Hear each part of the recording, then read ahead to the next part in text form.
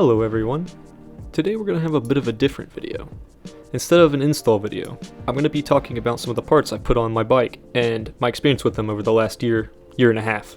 I will go ahead and preface this by telling you which parts that I ended up picking out. To begin with the biggest and most interesting part, the fork I have chosen for this bike is a Rockshox 35 Gold RL. This air fork is very similar to the Rockshox Yari, except for lower quality knobs on the rebound and compression adjustment. The Yari also has less offset. As this fork supports a 110 by 15mm boost front wheel, we will no longer be able to use the stock wheel from our bike. I have chosen to build a new front wheel, and while we're building a new front wheel, we might as well build a new rear wheel. To begin with, I decided to pick out a rim. The rim I picked out is the WTB ST I-35. It has a similar dimension on the inside of the rim as the stock rim, so it will be more than capable of supporting those 2.6-inch tires. As for hubs, I've gone with a more affordable but nice option, the Shimano XT Dior hubs. Each of these have 32 holes, and the rear hub has 36 engagement points versus the roughly 18 on the stock rear hub.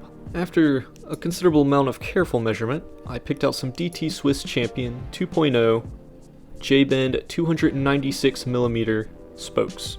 This length was selected because both of the hubs could use this length within the effective rim diameter. For spoke nipples, I've gone with some basic DT Swiss brass coated in black. As for brake rotors, I've gone with two Shimano SM-RT64 brake rotors at 180mm each for the front and the rear. As the frame of the bike only supports a 160mm rotor by default, I've also selected to get a two-post 180mm adapter from Shimano. Switching to this new fork not only meant that I needed new wheels, but also that I needed a new headset. As this frame supports the ZS56 lower cup, I decided to go with Cane Creek. I also installed this MRP ISCG 05 adapter in order to install a OneUp Components chain guide, which I have yet to do. Another minor part that has been incredibly nice to have is this rubber chainstay protector that I ended up getting from Forbidden Bicycles for a bike modeled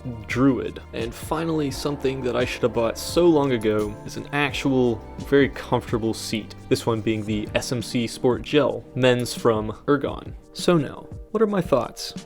Well, it's been pretty great. Haven't had any issues with a longer suspension fork on the frame. It's raised the bottom bracket and made the head tube angle a bit more slack, which has made riding around on trails much more comfortable. The rims have not lost true since I built them. I took a lot of time and care to build them correctly, and overall I'm thrilled with every single one of these parts.